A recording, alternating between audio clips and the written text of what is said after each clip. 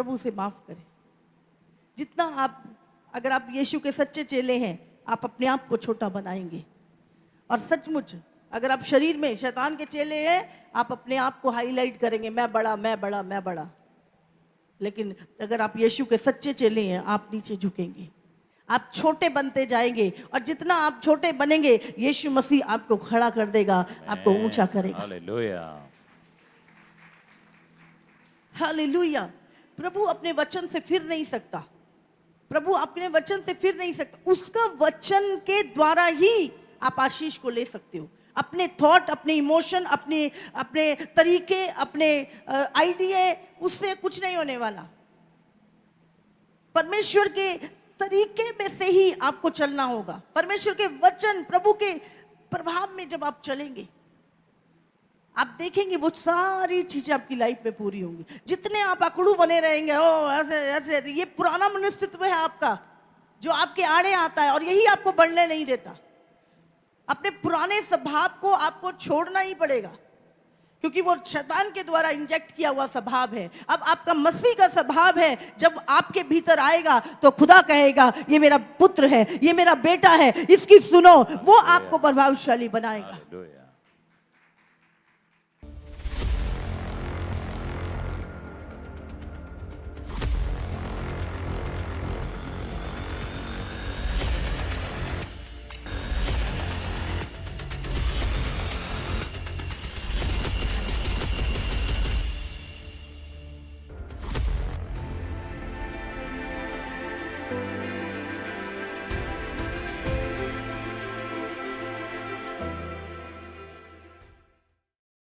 एक वचन निकालेंगे, इफिसियों उसका 4:27। और ना शैतान को अवसर दो। 26 पढ़ेंगे। क्रोध तो करो पर पाप मत करो, सूर्य अस्त होने तक तुम्हारा क्रोध ना रहे। और ना शैतान को अवसर दो। चोरी करने वाला फिर चोरी ना करे, वरन भले काम करने में अपने हाथों से परिश्रम करे, इसलिए कि जिसे प्रयोजन हो उसे देने के लिए उसके पास कुछ हो। कोई गंदी बात तुम्हारे मुंह से ना निकले, पर आवश्यकता के अनुसार वही निकले जो उन्नति के लिए उत्तम हो, ताकि उसके सुनने वालों पर अनुग्रह हो। परमेश्वर के आत्मा को शोकित मत करो, जिससे तुम पर छुटकारे के दिन के लिए छाप दी गई है। सब प्रकार की कड़वाहट और प्रकोप और क्रोध और कलह और निंदा और सब बैर भाव समेत तुमसे दूर की जाए। एक दूसरे पर कृपालु और करुणामय हो, और जैसे परमेश्वर ने मसीह में तुम्हारे अपराध क्षमा किए, वैसे ही तुम भी एक दूसरे के अपराध क्षमा करो। हालेलुया। हालेलुया। और सचमुच इस समय पर जब हम प्रभु की बाट जो रहे हैं, और बहुत जल्द यीशु का आगमन होना है, अब उससे पहले प्रभु ने कहा, सबसे पहले ना भूकंप आएंगे और ना सुनामी। उससे सबसे पहले जो परमेश्वर ने कहा, मेरे आने से पहले भरमाने वाला आएगा, मेरे आने से पहले धोखा आएगा, मेरे आने से पहले लोग स्वार्थी और बहुत ही अपने स्वभाव को, नेचुरल स्वभाव को बदल लेंगे। और आज हम वो सारी चीज़ों को होते हुए देख रहे हैं। तो सबसे बड़ी चीज़ है कि धोखा आएगा, शैतान आपको धोखा देगा। इसीलिए सबसे अधिक इस समय पर हमें प्रभु की संगति में बढ़ना है। और जब भरमाने वाला आ रहा है, तो हमें, अगर बाइबल में लिखा है कि भरमाने वाला आएगा, धोखा होगा, वो मसीह बनकर आएंगे, तो हमें बहुत सतर्क रहना है कि हम क्या सुनते हैं। इन्फ्लुएंस, प्रभाव उसका। आप किसी व्यक्ति के साथ जब बैठते हैं, वो व्यक्ति जब आपसे बात करता है, तो वो चाहता है कि आप जो बता रहे हैं वो व्यक्ति उस इन्फ्लुएंस में आ जाए, वो व्यक्ति आपकी बातों को सच सच माने, वो आप जो कह रहे हैं उसके अनुसार करे। समझ रहे हैं आप? सामने वाला व्यक्ति आपसे इसीलिए बात करता है कि आप उसके माइंड से चले। तो आपको ध्यान रखना है, शैतान अपना प्रभाव आपके ऊपर डालने की कोशिश करेगा। चौकस रहो कि तुम क्या सुनते हो। हाँ, आप देखो, या तो आप होली स्पिरिट की जब सुनेंगे तो आपके पास एक परख का आत्मा होगा, आप उसी समय चीजों को परख लेंगे। लेकिन अगर आप परमेश्वर की संगति में नहीं और पवित्र आत्मा की नहीं सुनते तो बहुत जल्दी से आप उस दुष्ट के प्रभाव में आ जाएंगे। इसीलिए परमेश्वर ने कहा अंत के दिनों में तुम और अधिक पवित्र लोगों की संगति में बढ़ो, क्योंकि पवित्र लोग क्या है, परमेश्वर की विल और प्रभु की इच्छा को आपसे बात करेंगे। लेकिन संसार के लोग क्या है, वो भरमाने वाला क्या है, आपको परमेश्वर से दूर करने के लिए, आपको प्रभु की विल से हटाने के लिए उसकी बातचीत होगी। तो आप लिखा है जैसे जीभ से है ना स्वाद हम चखते हैं, एक कैसा मीठा है खट्टा है, उसी तरह कानों से वचन जो है वो परखे जाते हैं। समझ रहे हैं? आप कानों से वचन को परख सकते हैं।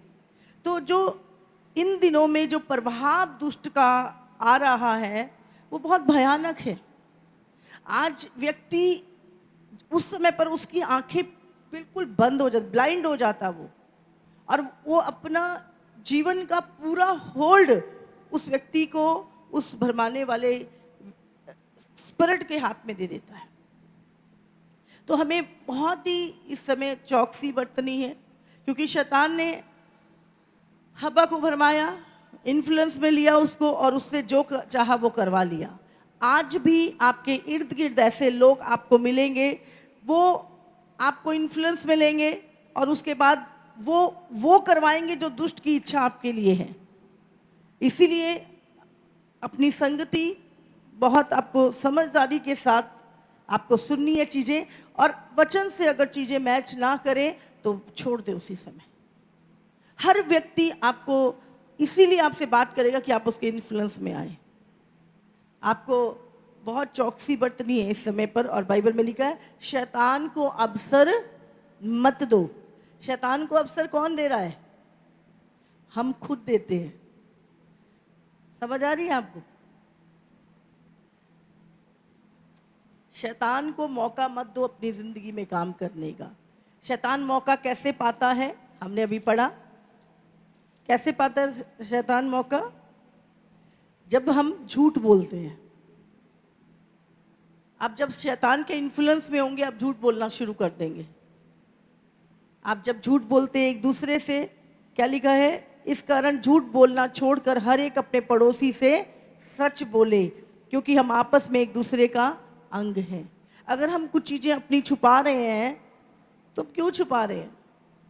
हाँ, हम क्यों झूठ बोल रहे हैं? कुछ गलत है इसीलिए। समझ रहे हैं? क्योंकि सच्चाई में तो ताकत है। सच्चाई के साथ तो परमेश्वर है। अगर आप सत्य पे चल रहे हैं तो आपको डरने की जरूरत नहीं है कि आपका क्या नुकसान हो जाएगा। सत्य के साथ परमेश्वर है, इसलिए सच बोले।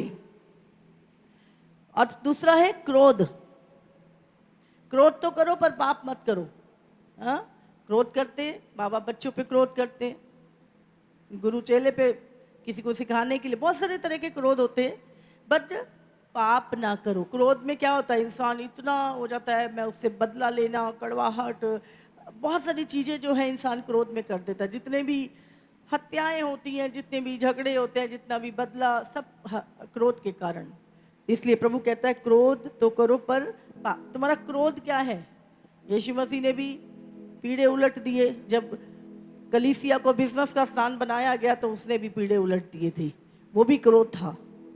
लेकिन समझ रहे हैं, परमेश्वर भी क्रोध करता है, लेकिन वो पाप को देख के, बुराई को देख के। हालेलुया। और तीसरा, चोरी करने वाला फिर चोरी ना करे। तो हमें क्या करना है? चोरी चाहे 1 रुपए की है, चाहे 1000 रुपए की है, चाहे कितने की भी है, चोरी चोरी कहलाएगी। आप उसका इसीलिए बहुत ध्यान से अपने जीवन को प्रभु अगर आपके पास थोड़ा है, आप पूरी जिंदगी हेल्थी जीवन जी सकते हो, हाँ, और बहुत सारा पैसा आपको बचा नहीं सकता।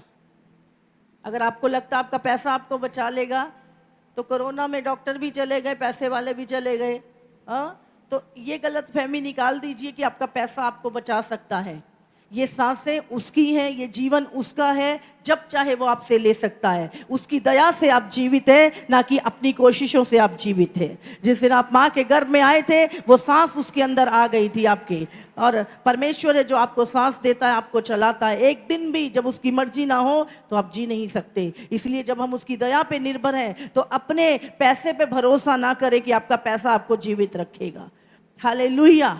इसलिए बाइबल कहती है, चोरी करने वाला, आज आप रिश्वत ले रहे हैं, वो रिश्वत कहाँ निकलेगी आपको नहीं पता। इधर से ले रहे हैं, उधर से देनी पड़ेगी। जो चीजें आप बो रहे हैं वो आपको काटनी पड़ेंगी। समझ रहे हैं? जो आप ये करके जा रहे हैं, आगे आपके साथ होगा। आप किसी को लूट के जा रहे हैं, आगे लूटने वाला आपको बैठा है। आज आप रिश्वत ले रहे हैं, कल को आपको अपने बच्चों की रिश्वतें देनी पड़ेंगी। जो कुछ तुम जैसे लोगे वैसा तुम्हें देना पड़ेगा। फिर वो फेवर खत्म हो जाता है, प्रभु का अनुग्रह खत्म हो जाता है उस जगह पे। लेकिन अगर परमेश्वर की दया है, तो जो लोग पैसे से भी नहीं कर पाते, परमेश्वर के अनुग्रह से आपकी जिंदगियों में वो काम होते हैं, और हमने देखे हैं। हालेलुया। तो चोरी करने वाला चोरी ना करे। कहते ना, हक दी खाओ, थोड़ी होवे पर उसमें सुकून है। हराम की मत खाओ, काम करो। बाइबल में लिखा है, जो काम नहीं करता वो रोटी भी ना खाए। समझ आ रही है? तो ये शरीर हमें प्रभु ने भले कामों को करने के लिए दिया है, तो हमें काम करना जरूरी है। हालेलुया। आगे लिखा है, कोई गंदी बात तुम्हारे, क्या इसमें लिखा है, परन भले काम करने में अपने हाथों से परिश्रम करे। समझ रहे हैं? भले काम करने के लिए अपने हाथों से परिश्रम करें।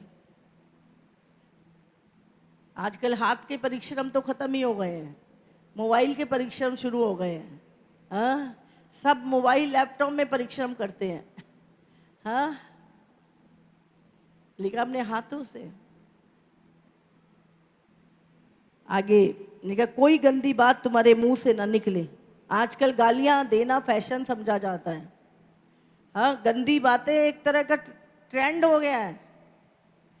समझ रहे? इतनी गलत लैंग्वेज। ये जबान आपको खुदा की महिमा के लिए, दूसरों की उन्नति के लिए मिली है, वचन बांटने के लिए मिली है, गंदी बातें करने के लिए नहीं। और बाइबल कहती है, हर एक निकम्मी बात जो तुमने अपने मुंह से बोली है, खुदा के दिन, न्याय के दिन तुम्हें एक एक बात का लेखा देना पड़ेगा।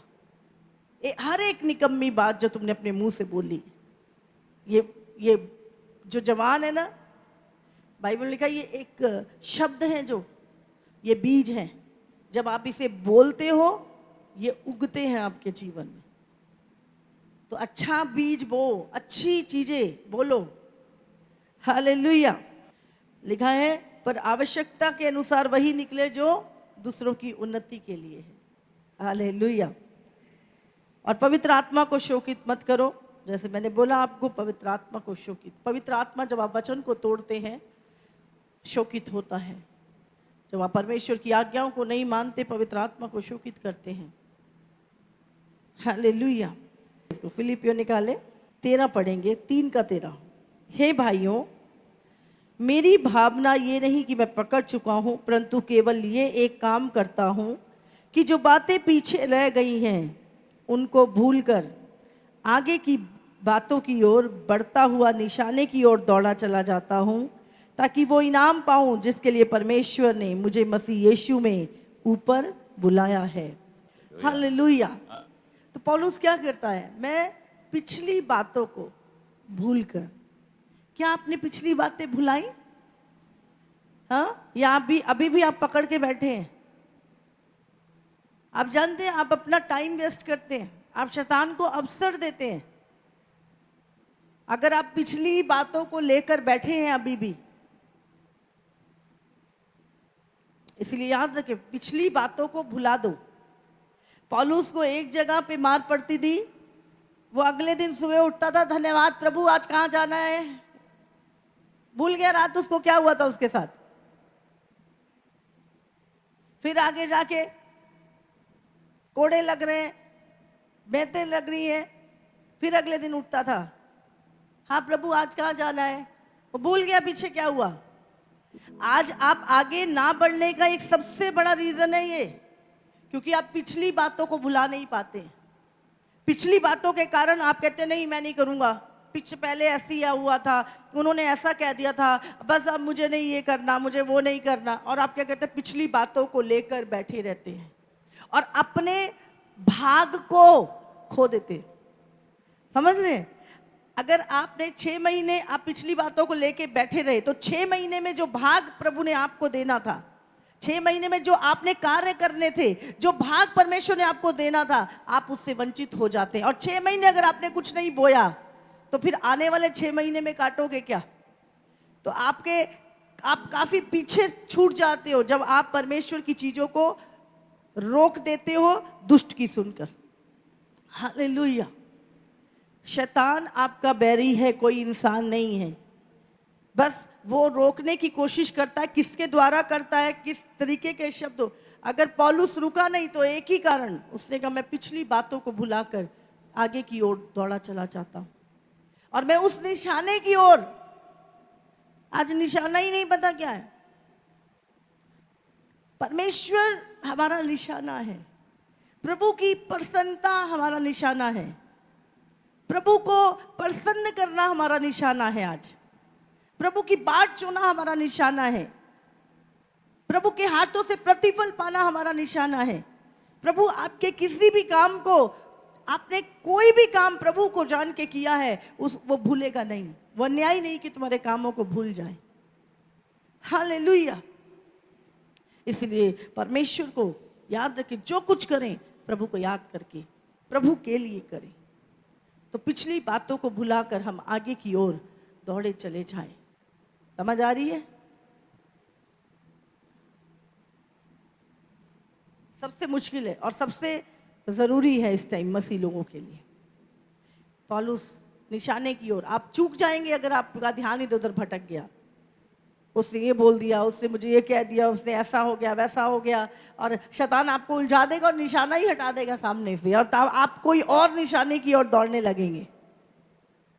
आपका निशाना चूकना नहीं चाहिए। प्रभु की ओर देखते हुए, अपने विश्वास के कर्ता की ओर देखते हुए, हमें प्रतिफल वो देगा, हमारा इनाम वो देगा। कोई नहीं छीन सकता अगर आप उसको प्रसन्न कर रहे हैं। हालेलुया। मैंने देखा है प्रभु के फेवर को। जब आप सब कुछ सह के तूफानों के बीच में चलते हैं, प्रभु का फेवर आता है। जितना संघर्ष आपकी लाइफ में आएगा, आप याद रखना, और उसमें आप चुप हैं, आप कुछ नहीं बोल रहे, आप केवल सह रहे हैं, द्वार ओपन हो रहा है। द्वार ओपन हो रहा है आपके लिए। आपका संघर्ष व्यर्थ नहीं है। प्रभु में की गई मेहनत, किया गया संघर्ष बेकार नहीं है। आज लोग आपको अगर नीचा दिखा रहे हैं, आज लोग आपकी बेइज्जती कर रहे हैं, आज आपको मसीह के कारण बहुत कुछ सहना पड़ रहा है, चिंता मत करिए। आपका संघर्ष है और यही मसीह लाइफ में रिजल्ट को लेकर आता है। हालेलुया। प्रभु से माफ करें। जितना आप, अगर आप यीशु के सच्चे चेले हैं, आप अपने आप को छोटा बनाएंगे। और सचमुच अगर आप शरीर में शैतान के चेले हैं, आप अपने आप को हाईलाइट करेंगे, मैं बड़ा मैं बड़ा मैं बड़ा। लेकिन अगर आप यीशु के सच्चे चेले हैं, आप नीचे झुकेंगे, आप छोटे बनते जाएंगे, और जितना आप छोटे बनेंगे, यीशु मसीह आपको खड़ा कर देगा, आपको ऊंचा करेगा। हालेलुया। हालेलुया। प्रभु अपने वचन से फिर नहीं सकता। प्रभु अपने वचन से फिर नहीं सकता। उसका वचन के द्वारा ही आप आशीष को ले सकते हो। अपने थॉट, अपने इमोशन, अपने तरीके, अपने आइडिया, उससे कुछ नहीं होने वाला। परमेश्वर के तरीके में से ही आपको चलना होगा। परमेश्वर के वचन, प्रभु के प्रभाव में जब आप चलेंगे, आप देखेंगे वो सारी चीजें आपकी लाइफ में पूरी होंगी। जितने आप अकड़ू बने रहेंगे, ओ ऐसे ऐसे, ये पुराना मनस्तित्व है आपका, जो आपके आड़े आता है और यही आपको बढ़ने नहीं देता। अपने पुराने स्वभाव को आपको छोड़ना ही पड़ेगा, क्योंकि वो शैतान के द्वारा इंजेक्ट किया हुआ स्वभाव है। अब आपका मसीह का स्वभाव है, जब आपके भीतर आएगा तो खुदा कहेगा ये मेरा पुत्र है, ये मेरा बेटा है, इसकी सुनो। वो आपको प्रभावशाली बनाएगा। जब मूसा उस वहां पर था तो वो कितना कार्य कर रहा था, चीजें थी, वो अगला फैरो बनने वाला था, लेकिन परमेश्वर ने उसको अपने लिए अगर खड़ा करना था तो 40 साल वो उस जंगल में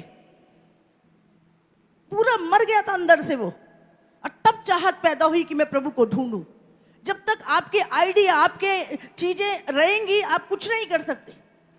जिस दिन आप मर गए और जिस दिन प्रभु को, केवल प्रभु आपके जीवन में, मैं प्रभु के लिए जीऊंगा, प्रभु के लिए करूंगा, उस दिन आप प्रभु को ढूंढेंगे और प्रभु फिर अपना प्लान आपके हाथ में देगा। जा मूसा, ये 20 लाख लोगों को छुड़ा के ला, इसकी ड्यूटी मैं तुझे देता हूं। हालेलुया।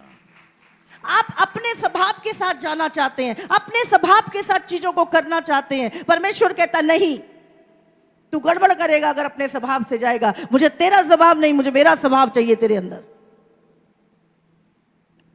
हालेलुया।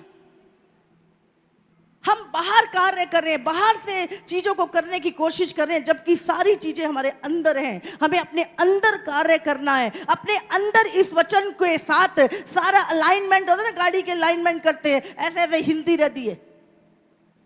अगर अपने अंदर की अलाइनमेंट करनी है ना तो वचन के द्वारा चाहिए। ठीक है, ओ प्रभु इसको ऐसे हिल रही है, इधर हो रही है, जिंदगी इधर हो रही है, दिमाग इधर जा रहा है, थॉट इधर, उसको पूरा अलाइनमेंट करें वचन के साथ। यस, ओके, अभी ठीक है, अभी ये भी ठीक है, अभी ठीक है। जब आपकी गाड़ी सीधी प्रभु की ओर चलने लगे, समझ लो आपकी स्पीड तेज होने वाली है। Hallelujah, hallelujah. आप, हमारी अंदर की चीजें हमें ऐसे डग डग डग डग डग करती है, सांप की तरह चलते हैं। फिर हमें प्रभु की तरह, प्रभु ने, बाइबल कहती है प्रभु ने हमें सीधा बनाया। सीधा कैसा बनाया? सीधा बनाया। लेकिन शैतान ने क्या किया? अपने पीछे लगा के कैसे चलता है वो? ऐसे ऐसे चलता है। और आज बंदा भी ऐसे ऐसे चलता है, कभी इधर कभी उधर, कभी इधर कभी उधर। प्रभु ने हमें सीधा बनाया, शैतान ने हमें टेढ़ा बना दिया, लेकिन पवित्र आत्मा फिर से हमें सीधा कर रहा है। हालेलुया। प्रॉब्लम बाहर नहीं है, मैं सच बता रही हूँ। आप दुनिया के किसी कोने में चले जाएं, अगर आपके अंदर प्रॉब्लम है ना, तो आपको कनाडा में भी प्रॉब्लम मिलेगी, अमेरिका में भी प्रॉब्लम मिलेगी, थाईलैंड में भी प्रॉब्लम मिलेगी, सिंगापुर में भी प्रॉब्लम मिलेगी। आपको हर जगह आपको प्रॉब्लम। आप बोलोगे अरे सब जगह एक से ही लोग हैं, और वो वाले कहते हैं कि अरे सब जगह ऐसे ही लोग हैं। प्रॉब्लम हमारे अंदर है। अंदर की प्रॉब्लम को सेट करना, हमने अंदर की अलाइनमेंट करवानी है हमने। और सच में आप जब चेक करोगे, हाँ यस, नहीं नहीं ये चीज है मेरे अंदर, उतना अधिक फिर हम, जितना हम अंदर कार्य करेंगे उतना बाहर आनंद और फेवर को देखेंगे। आप सबको जय मसीह की। इसी तरह से परमेश्वर के और सामर्थी और अद्भुत प्रकाशनों को अपने जीवन में ग्रहण करने के लिए हमारे YouTube चैनल को सब्सक्राइब करें, ताकि हर एक वीडियो का नोटिफिकेशंस आप तक पहुंच सकें। हालेलुया।